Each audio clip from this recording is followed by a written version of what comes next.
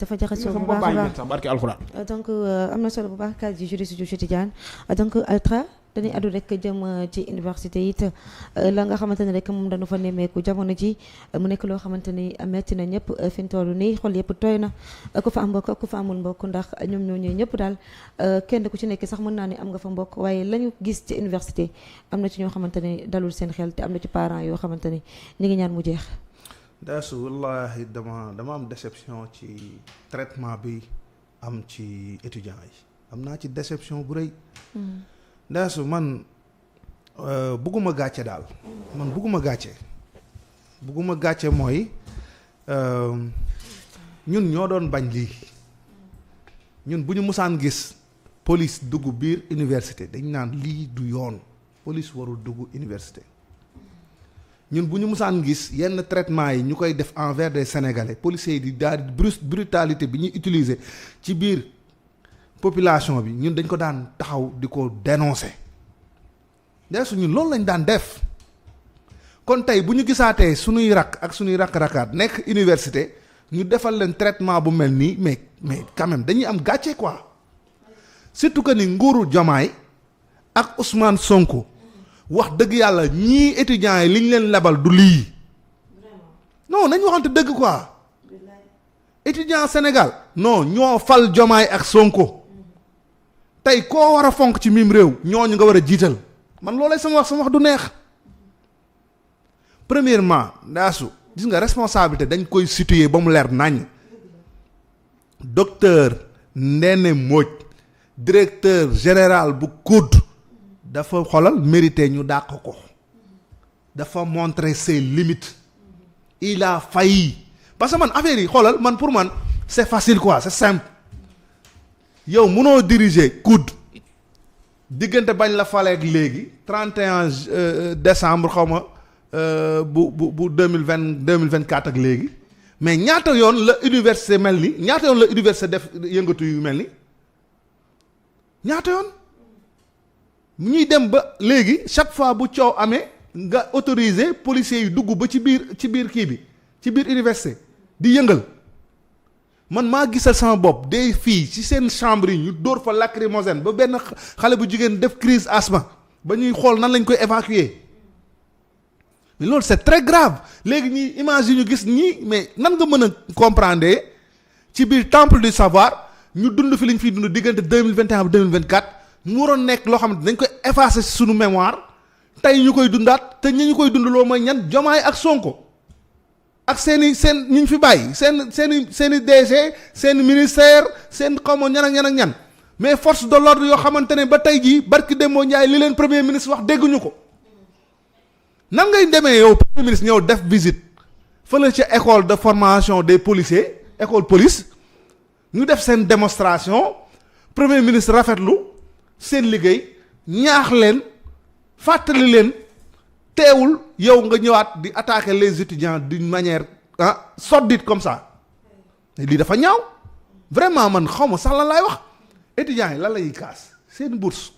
lan lañ déclaré journée sans ticket mais bàyyi leen ñu def leen neex boo paree nga woo leen ne leen li ngeen def nii jaaduwul en tant que DG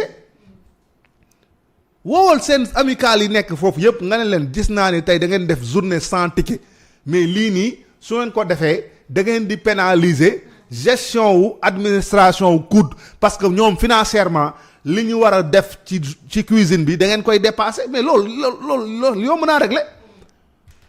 mais nga dem ne yow da ngay fermer cuisine bi xoolal décision boobu nga tëj cuisine bi ñaata étudiant nga xañ lekk journée boobu yow kooku bu tëddee war na nelaw moo tax ma ne il a failli à son rôle il a failli à sa mission nan lañ lay defee DG COUD ngay jël décision yu mel ni tëj li nga xamante ne mooy tax nit ñi lekk ci ay universitaires ñuy jóge ba Fongolemi ñuy jóge ba Tamba ñuy jóge ba Kolda ñuy jóge fu ne ci réew mi ñëw Dakar di tumuranke nekk ci yenn conditions yu metti ñu koy muñ nga xañ leen lekk ak naan kolo keroog bii booy di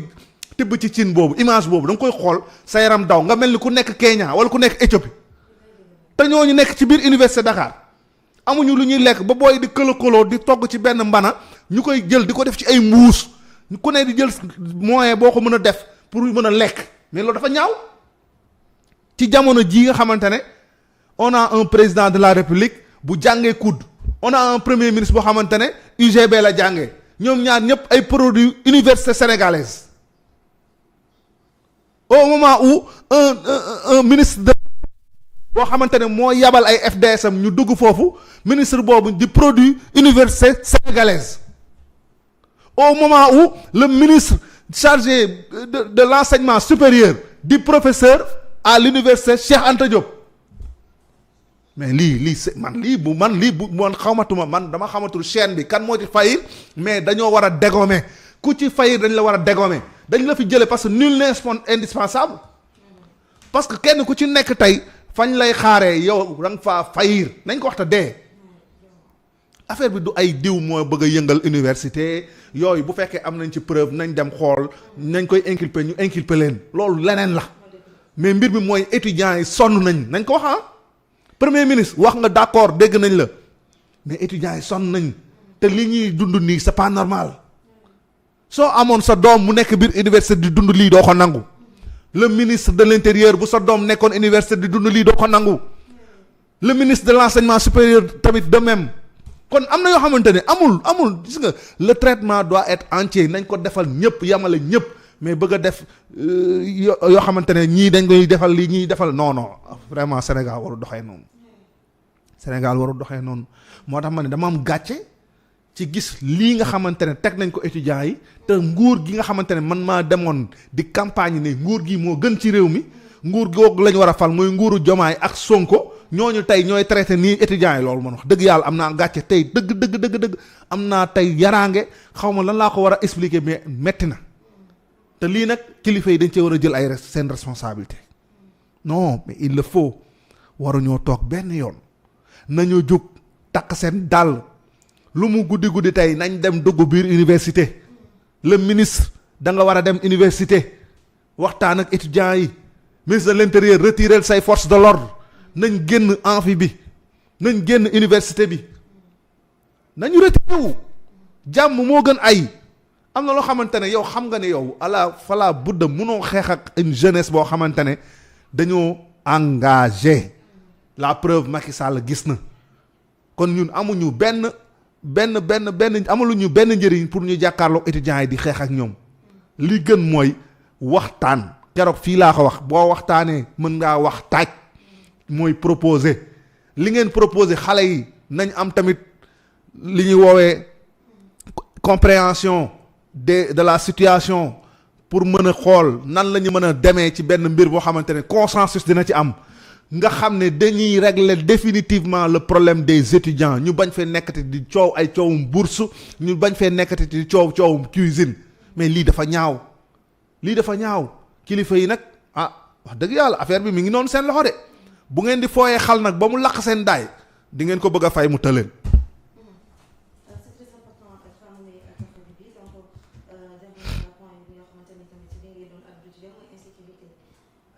maa ngi jégalu bu baax insécurité bi nga xamante ne nemmeeku nañu ko fii ci biir Sénégal